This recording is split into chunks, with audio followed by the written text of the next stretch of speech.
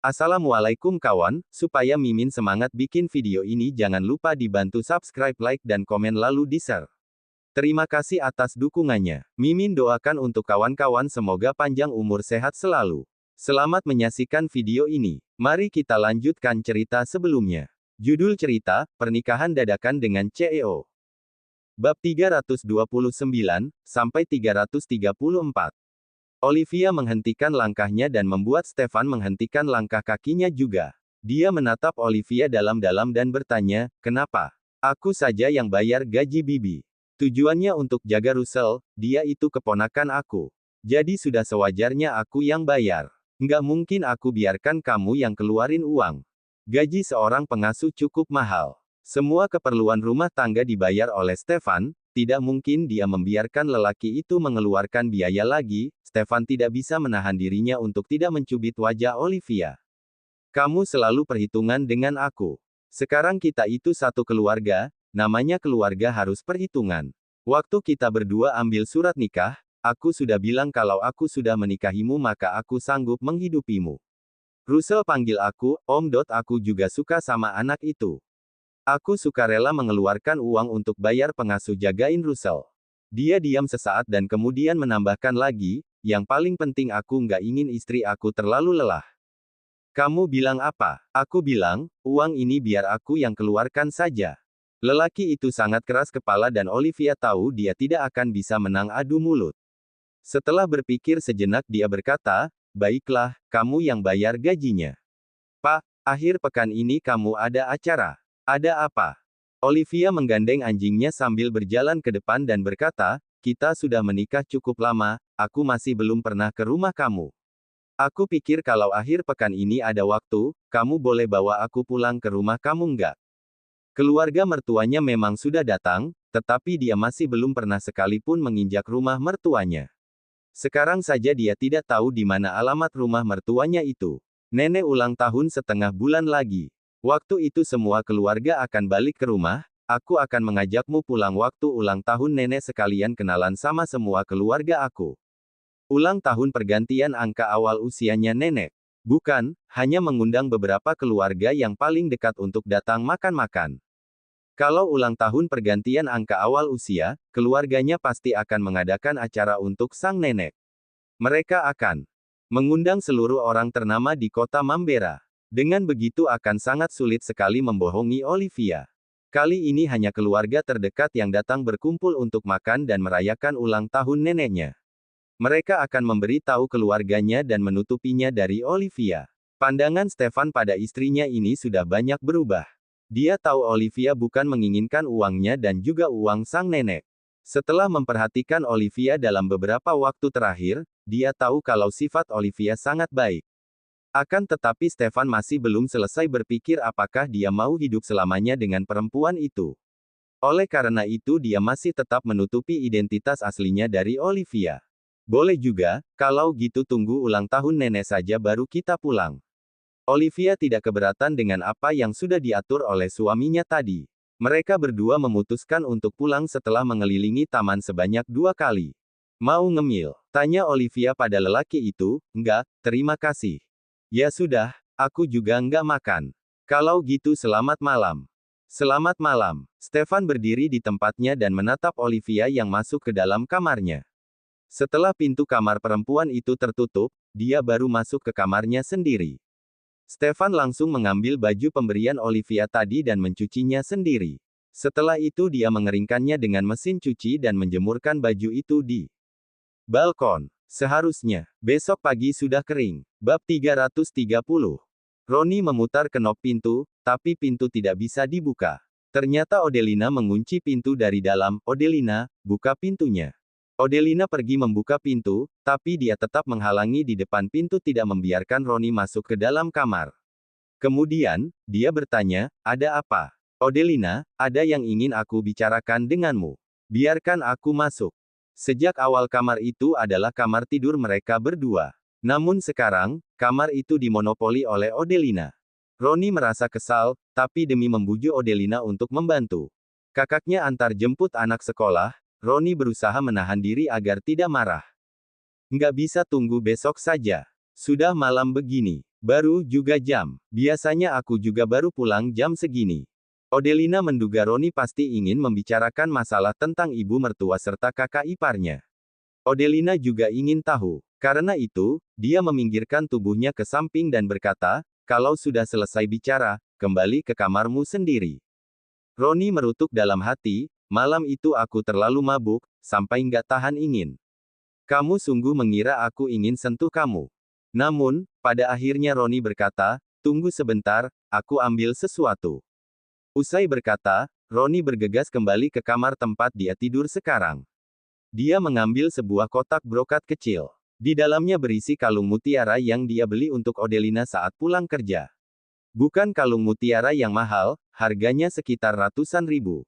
Setelah itu, Roni segera pergi ke kamar tidur utama sambil membawa kotak kecil itu. Saat ini, Odelina sedang duduk di sofa di dalam kamar dan menunggu Roni. Setelah masuk ke dalam kamar, Roni melihat anaknya lebih dulu. Begitu melihat si kecil sedang tidur dengan nyenyak, hatinya seketika melembut. Dia membungkuk dan mencium wajah anaknya, lalu mengelus wajah anaknya. Kemudian, dia baru berdiri tegak dan berjalan ke arah Odelina, sayang. Panggil aku dengan namaku. Odelina mengoreksi cara Roni memanggilnya dengan tenang. Dia tidak ingin mendengar pria itu memanggilnya, sayang, istriku, dan panggilan mesra lainnya. Mendengarnya saja membuatnya merasa jijik. Roni spontan tertawa dengan canggung. Dia pun menyerahkan kotak kecil di tangannya kepada Odelina, lalu berkata, Odelina, aku minta maaf padamu. Aku yang salah karena sudah pukul kamu waktu itu. Apapun yang terjadi, aku seharusnya nggak pukul kamu. Aku tahu aku salah. Maukah kamu maafkan aku? Aku beli ini untuk kamu. Coba lihat, kamu suka, enggak? Odelina menatapnya sebentar, lalu mengambil kotak itu. Begitu dia membuka kotak itu, dia melihat seuntai kalung mutiara di dalamnya. Odelina mengeluarkan kalung itu dan melihatnya sebentar. Setelah itu, dia pun memasukkan kembali kalung itu ke dalam kotak, lalu menutup kembali kotak itu. Kalung ini mahal, enggak? Lumayan mahal, aku beli di toko perhiasan. Kamu juga tahu, barang di toko perhiasan semuanya pasti barang bagus dan mahal-mahal harganya. Odelina langsung tertawa sinis. Apakah Roni mengira dia tidak bisa membedakan perhiasan asli dan palsu? Kalau kalung mutiara itu dijual di kios pinggir jalan, paling tinggi harganya puluhan ribu. Kalau dijual di supermarket atau toko perhiasan, harganya bisa mencapai ratusan ribu. Odelina memperkirakan harga kalung itu tidak lebih dari 1 juta. Roni memberinya hadiah yang harganya tidak lebih dari 1 juta. Sedangkan kalau beli untuk Yeni, kekasih gelapnya, maka harganya tidak akan kurang dari 10 juta. Odelina tiba-tiba merasa dirinya yang dulu begitu konyol. Dia selalu memikirkan Roni lebih dulu dalam setiap hal, dia pun selalu berhemat dan menabung untuk keluarga kecilnya ini. Aku bantu kamu pakai, ya. Nggak usah. Tadi kamu bilang ada yang ingin kamu bicarakan denganku. Katakan saja, ujar Odelina sambil menghentikan Roni yang hendak memakaikan kalung itu ke lehernya. Lagi-lagi Roni tertawa dengan canggung, lalu berkata, Odelina, kali ini kakakku datang untuk tanyakan masalah yang dia bicarakan denganku terakhir kali. Dia tanya apakah kita sudah pertimbangkan dengan baik. Dia bilang cepat sedikit supaya dia bisa urus lebih cepat, lebih baik sebelum tahun baru. Masalah apa? Yah, masalah balik nama sertifikat apartemen kita ini jadi nama kakakku, biar anak-anaknya bisa masuk sekolah yang lebih baik. Selain itu, soal antar jemput anak-anak, masak untuk anak-anak. Kamu juga tahu kami semua sibuk kerja, enggak? Ada waktu. Hanya kamu yang menganggur di rumah jaga Rusel. Bab 331. Kamu saja, ya, bantu kakakku antar jemput anak-anaknya ke sekolah, masak untuk mereka. Sekalipun mereka nggak makan di sini, kita juga tetap harus masak, kan? Cuma tambah anak 2 kecil. Paling-paling tambah 2 piring dan sendok yang harus dicuci. Mereka masih anak-anak, makannya nggak banyak, kata Roni. Anggap saja kamu lagi bantu aku. Kita sudah jadi suami istri bertahun-tahun. Hal sepele begini, kamu pasti bersedia bantu aku, kan? Roni menambahkan. Suara pria itu begitu lembut. Dia bahkan menatap Odelina ketika bicara, berusaha menggunakan perasaan untuk membujuk Odelina. Kakakku bilang dia nggak akan suruh kamu kerja gratisan. Setiap bulan dia akan kasih kamu 2 juta. Terakhir kali aku juga bilang aku akan kasih kamu tambahan 3 juta setiap bulannya untuk biaya hidup. Kalau ditambah dengan 2 juta dari kakakku, kamu akan dapat 5 juta sebulan. Bagus, dong. Namun, Odelina justru tertawa. Dia tertawa karena saking marahnya dengan pemikiran Roni dan kakaknya. Hanya dengan 2 juta ingin Odelina antar jemput 2 anak ke sekolah dan memasak 3 kali sehari untuk mereka, ditambah lagi bantu menyelesaikan pekerjaan rumah. Roni, kamu merasa 2 juta itu banyak banget, ya? Kamu nggak perlu keluarkan uang untuk makan dan tempat tinggal. Kakakku kasih kamu 2 juta, kamu dapat bersih 2 juta. Kamu bisa simpan sebagai tabungan pribadi. Masih kurang. Kalau kamu merasa terlalu sedikit, aku tambahkan lagi 2 juta. Odelina langsung memotong dan berkata, Roni, masih belum cukup jelas yang aku katakan waktu itu. Aku bilang, mereka bukan anakku. Aku nggak akan bertanggung jawab terhadap mereka. Selain itu, aku juga ingin bicarakan sesuatu denganmu. Aku sudah dapatkan pekerjaan hari ini. Aku mulai kerja besok. Roni baru saja hendak berkata, Odelina sudah berkata lebih dulu, Olivia akan bantu aku jaga Russell. Anakku sendiri saja aku titipkan ke adikku. Aku mana punya waktu luang untuk jaga anak orang lain. Raut wajah Roni seketika menjadi muram ketika mendengar kata-kata Odelina. Kemudian, dia berkata, kerja apa kamu? Baru berapa umur Russell? Dia bisa belum pisah sama mamanya. Aku nggak kasih kamu makan atau nggak kasih kamu pakaian, sampai kamu harus pergi kerja. Aku punya hak untuk kerja. Adikku bisa bantu aku jaga Russell. Kamu memang nggak kasih aku makan, nggak kasih aku uang beli baju. Roni, aku sudah muak. Kamu sungguh kira aku nggak bisa cari duit, nggak bisa menghidupi diriku sendiri.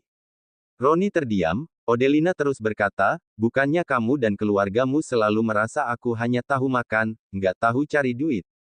Mama dan kakakmu juga marah aku, bilang aku sekolah tinggi-tinggi juga percuma, nggak bisa hasilkan uang, aku yang nggak berguna. Kalau bukan demi Russell, kamu kira aku akan biarkan mereka injak-injak aku dan terus tekan aku? Odelina terdiam sejenak, lalu kembali berkata, Roni, aku benar-benar bodoh. Aku dengan bodohnya percaya kamu bisa menghidupi aku. Kamu lihat sendiri rambut aku, masih hitam legam, belum ada sehelai uban pun. Aku masih sangat muda. Kamu belum menghidupi aku seumur hidup. Hanya 3 tahun, kamu sudah minta sistem patungan denganku. Kamu jelas-jelas tahu semua tabunganku dulu sudah habis dipakai untuk renovasi rumah ini. Kamu jelas-jelas tahu aku jaga anak di rumah, nggak ada sumber penghasilan. Kamu masih saja mau pakai sistem patungan denganku. Roni, kamu hanya ingin paksa aku pergi kerja, kan? Oke, sekarang aku ikuti maumu, aku pergi kerja. Mulai sekarang sampai selamanya, aku nggak akan percaya satupun kata yang kamu ucapkan. Raut wajah Roni menjadi semakin muram, dia pun berkata, kamu yang paksa aku, Odelina. Kamu sama sekali nggak bisa kontrol pengeluaran. Apa maksudmu aku nggak bisa kontrol pengeluaran? Aku pakai uangmu untuk beli apa? Semua skincare yang aku pakai dibelikan Olivia. Perhiasan, tas, semua aku beli sendiri sebelum menikah denganmu. Setelah menikah, sudah berapa lama aku nggak beli baju baru? Aku baru beli baju baru waktu itu juga demi berikan kesan baik di depan Stefan. Memangnya aku beli untuk aku sendiri? Aku beli untuk kita bertiga, aku hanya pakai sekitar 2 juta. Tapi aku diomeli kamu dan keluargamu sampai sekarang. Bilang aku boroslah, buang-buang uanglah. Setelah menikah, semua uang yang aku pakai hanya untuk keluarga kecil ini. Aku pakai uang hanya untuk kamu dan Russell. Aku sendiri hemat-hemat, tapi nggak pernah pelit sama kamu dan Russell. Tapi kamu malah bilang aku nggak bisa kontrol pengeluaran, bilang aku yang paksa kamu pakai sistem patungan untuk kontrol pengeluaranku. Roni, matamu yang buta atau hatimu yang gelap? Bisa-bisanya kamu ngomong seperti itu. Hati nuranimu nggak merasa bersalah. Kamu masih punya hati nurani nggak, sih? Roni diam 1000 bahasa ketika Odelina bertanya padanya secara bertubi-tubi. Sesaat kemudian, dia baru bersuara, Odelina, aku batalkan sistem patungan, oke. Kamu nggak usah pergi kerja, kamu jaga Russell dulu. Tunggu Russell sekolah, kamu baru kerja. Nggak, Ron. Aku rasa sistem patungan seperti sekarang sangat bagus. Nggak usah batalkan, teruskan saja seperti ini. Kamu juga nggak usah ngomong apa-apa lagi. Sekalipun sekarang kamu kasih aku biaya hidup 20 juta sebulan, aku tetap akan pergi kerja. Odelina mencari pekerjaan untuk membuat dirinya mandiri secara finansial, demi memperjuangkan hak asuh putranya ketika mereka bercerai nanti. Dia tidak akan pernah mendengarkan omong kosong pria itu lagi. Bab 332. Roni sudah bicara baik-baik, bahkan bicara kasar, tapi tetap saja tidak berhasil membujuk Odelina. Dia pun kehilangan kesabarannya dan bertanya dengan geram, kamu kerja di mana? Perusahaan mana yang nggak punya mata, mau terima kamu sebagai karyawan? Odelina tersenyum lebar dan menjawab, Manto Group, aku direkrut oleh Pak Daniel sendiri, Roni. Lumanto bukan perusahaan yang bisa Roni jangkau. Tadinya dia berpikir kalau Odelina kerja di perusahaan kecil biasa, dia bisa menggunakan koneksinya di tempat kerja untuk menghalangi Odelina kerja. Dia bisa membuat Odelina kehilangan pekerjaannya lagi, sehingga perempuan itu akan diam dan jaga anak di rumah. Siapa sangka Odelina hebat juga. Setelah tidak kerja selama lebih dari 3 tahun dan berubah menjadi begitu gemuk dan tidak memiliki auranya yang dulu, Odelina masih bisa masuk ke perusahaan besar seperti Lumanto Group. Apalagi Daniel sendiri yang merekrutnya. Daniel pasti memiliki penglihatan yang buruk. Roni terus mengkritik Odelina dengan iri di dalam hati. Roni saja masih belum memiliki kemampuan untuk kerja di Lumanto Group. Sudah selesai yang mau kamu bicarakan? Kalau sudah, silakan keluar. Aku mau istirahat. Besok aku harus bangun awal. Setelah lari 5 putaran, aku baru boleh pergi kerja. Odelina masih ingat kalau Daniel bilang dia harus berlari di taman kecil di depan gedung kantor setiap hari. Setelah lari 5 putaran, Odelina baru boleh kembali ke kantor untuk bekerja. Andin akan mengawasinya menyelesaikan 5 putaran. Kalau Odelina tidak cukup tidur, dia tidak akan memiliki energi untuk pergi bekerja besok. Kalau dia tidak bekerja dengan baik di hari pertama, dia takut akan kehilangan pekerjaan yang dia temukan dengan susah payah ini. Roni mendengus kesal lalu pergi. Sia-sia dia beli kalung mutiara. Saat keluar dari kamar, Roni membanting pintu kamar dengan keras. Ibunya yang tidur di kamar tamu terkejut mendengar suara pintu dibanting. Dia pun bergegas keluar dari kamar dan mendapati anaknya keluar dari kamar tidur utama dengan marah. Dia segera bertanya pada Roni dengan prihatin, ada apa, Ron? Kamu dan Odelina bertengkar lagi? Atau Odelina masih nggak setuju bantu kakakmu antar jemput anak-anak? Saat di depan ibunya, raut wajah Roni melembut. Dia pun berkata, Ma, Odelina bilang dia sudah temukan pekerjaan hari ini. Mulai besok dia akan pergi kerja. Dia akan titipkan Russell pada Olivia. Dia nggak bisa bantu Kak Sela antar jemput anak. Kakakmu sudah kasih dia uang, dia masih nggak mau. Dia kerja apa? Kalau menurut kakakmu, kalian sudah harus punya anak kedua. Begitu dia hamil, perusahaan juga nggak akan mau dia kerja lagi. Jadi untuk apa repot-repot kerja sekarang, kan? Roni spontan berpikir dalam hati, dia tidak akan memiliki anak kedua dengan Odelina. Sekarang Roni tidak ingin menyentuhnya, Odelina juga tidak membiarkan Roni menyentuhnya. Tentu saja, dia tidak akan memberitahu ibunya soal itu. Dia hanya berkata, dia merasa uang dari Kak Sela kurang. Dia cari kerja tanpa sepengetahuanku. Aku bahkan nggak tahu kalau dia sudah temukan pekerjaan.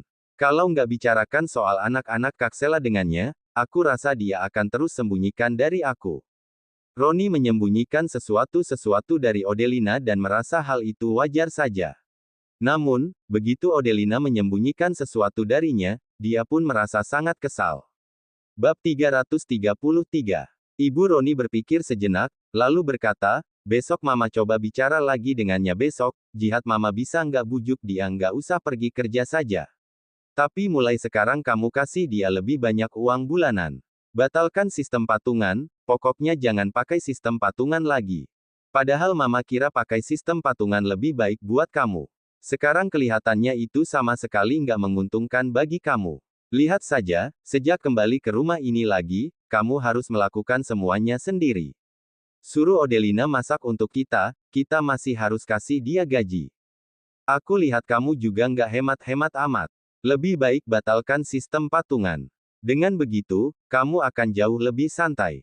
Sekalipun kamu harus kasih 4 juta lebih banyak setiap bulan, itu juga sepadan, Ron. Setelah terdiam sejenak, Roni pun berkata, Ma, sekalipun aku batalkan sistem patungan, aku dan Odelina nggak bisa kembali seperti dulu. Aku sama sekali nggak tertarik padanya lagi. Kalau bukan demi Russell, demi Kak Sela, aku nggak mungkin mau bicara baik-baik dengannya. Begitu Roni selesai bicara, ibunya langsung menamparnya dan memarahinya dengan suara pelan, semua pria sama saja. Begitu sudah menikah, jadi nggak tahan dengan godaan di luar. Kamu kira Yeni benar-benar mencintai kamu? Dia dekati kamu karena status dan jabatanmu. Coba saja kalau kamu hanya seorang karyawan biasa, gaji sebulan hanya 6-10 juta. Kamu kira dia akan suka sama kamu? Iya, kamu cukup tampan. Mama masih sangat puas dengan penampilan kamu. Tapi, kalau modal tampan saja, bisa bikin perut kenyang. Perempuan zaman sekarang sangat sadar, Roni. Kalau kamu nggak punya uang, nggak punya jabatan bagus, nggak peduli seberapa tampannya kamu tetap akan melajang. Kalau kamu benar-benar pisah dengan Odelina, suatu hari nanti kamu akan menyesal. Roni sangat yakin kalau Yeni adalah cinta sejatinya. Dia sama sekali tidak mendengarkan kata-kata ibunya. Ma, sudah malam. Mama cepat tidur, aku akan bicara baik-baik dengan Odelina. Aku pasti bisa bujuk dia sampai setuju bantu Kak Sela antar jemput anak-anak ke sekolah. Kalau Odelina tidak setuju untuk membantu, Roni juga tidak perlu balik nama sertifikat rumah ini menjadi nama kakaknya. Mungkinkah Odelina tidak ingin mengalihkan kepemilikan rumah ini kepada kakaknya, sehingga dia bersikeras menolak membantu mengurus sekolah anak-anak? Odelina tahu tidak ada seorang pun di keluarga Roni yang punya waktu untuk bantu Sela antar jemput anak-anak ke sekolah. Roni benar-benar ingin kembali ke kamar dan bertanya kepada Odelina. Namun, dia takut mereka akan bertengkar lagi. Karena itu, dia pun akhirnya menyerah. Sepanjang malam itu tidak ada yang bicara lagi. Keesokan harinya, langit berwarna abu-abu, di luar sedang hujan gerimis. Begitu hujan turun, semua orang bisa merasakan hawa dingin. Olivia keluar dari kamar dan melihat Stefan sedang mengangkat jemuran di balkon. Olivia ke sana untuk melihat-lihat dan berkata, hujannya nggak terlalu deras, nggak ada angin juga. Baju yang dijemur di sana nggak akan basah, kok.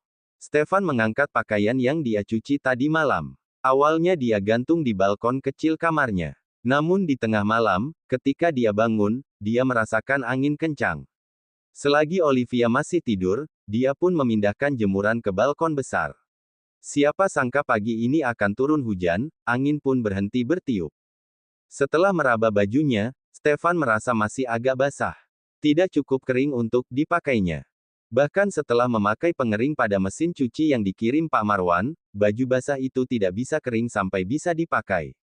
Kamu nggak punya baju ganti yang lain? Tanya Olivia dengan santai ketika melihat Stefan seperti itu.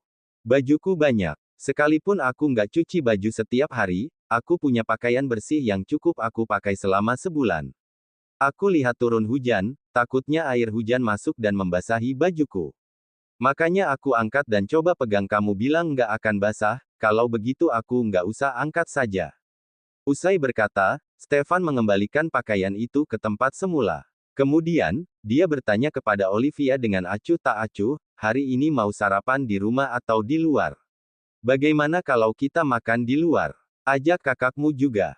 Kalau Junia bisa keluar sepagi ini, kamu boleh ajak dia juga. Olivia tertawa, lalu menggodanya, Pak Stefan semalam mimpi menang togel.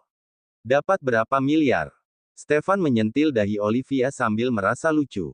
Memangnya harus tunggu aku menang togel baru bisa traktir kamu sarapan? Sekarang juga aku telepon Junia dan kakakku. Jarang-jarang Pak Stefan mau traktir, tentu saja harus ikut. Bab 334. Olivia menelepon Junia sambil cekikikan.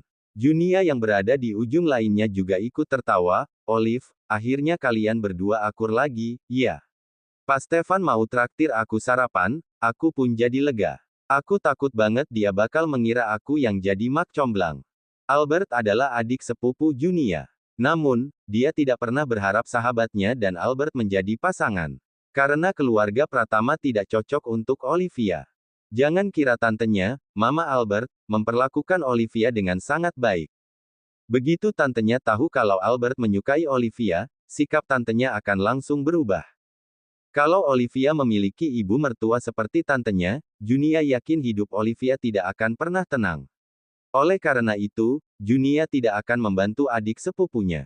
Junia bahkan berencana kalau ada kesempatan bisa berduaan dengan Albert saja, dia akan bicara baik-baik dengan Albert.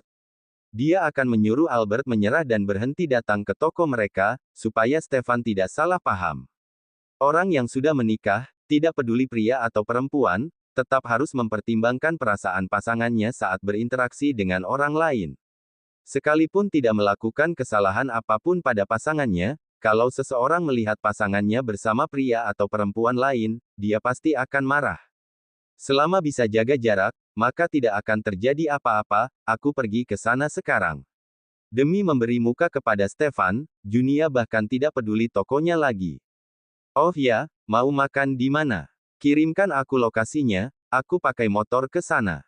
Olivia menjauhkan ponsel dari telinganya dan bertanya pada Stefan, Pak Stefan, kita mau makan di mana? Restoran prasmanan di lantai 1 Mambera Hotel. Sarapan di sana banyak jenisnya. Nggak peduli kamu orang dari mana, kamu bisa makan cita rasa kampung halamanmu di sana. Olivia langsung memberitahu Junia, restoran prasmanan di lantai 1 Mambera Hotel. Oke, aku pergi ke sana sekarang. Setelah mengakhiri telepon dengan sahabatnya, Olivia langsung menghubungi kakaknya. Begitu tahu kakaknya sudah bangun, dia pun berkata pada Stefan, Pak Stefan, ayo kita jemput kakakku. Stefan tidak keberatan. Olivia memasukkan ponsel kembali ke saku celananya. Kemudian, dia kembali ke ruang tengah dan mengambil kunci mobil dan membawa kucing serta anjing peliharaannya. Setelah itu, dia menunggu Stefan berangkat bersamanya. Stefan mengikuti di belakang Olivia. Saat melihat langkah kaki Olivia yang cepat dan ringan, dia tahu perempuan itu dalam suasana hati yang baik. Stefan pun memanggilnya dengan suara berat, Olivia, Olivia menoleh dan menatap pria itu, ada apa? Mata Stefan tertuju pada sepasang tangan Olivia yang putih dan mulus. Setelah menyadari Stefan sedang menatap tangannya, Olivia langsung mengangkat tangannya dan melihat-lihat. Namun, dia tidak menemukan sesuatu yang aneh di tangannya. Dia pun tertawa, Pak Stefan, kenapa kamu lihat tanganku seperti itu? Kalau ada apa-apa katakan saja. Jangan suruh aku tebak, aku sangat bodoh, nggak akan bisa tebak. Olivia sama sekali tidak bodoh, dia justru cerdik bukan main. Tentu saja, Stefan hanya merutuk dalam hati, nggak apa-apa. Stefan ingin bilang selesai sarapan, dia akan membawa Olivia pergi ke toko perhiasan untuk membeli sepasang cincin.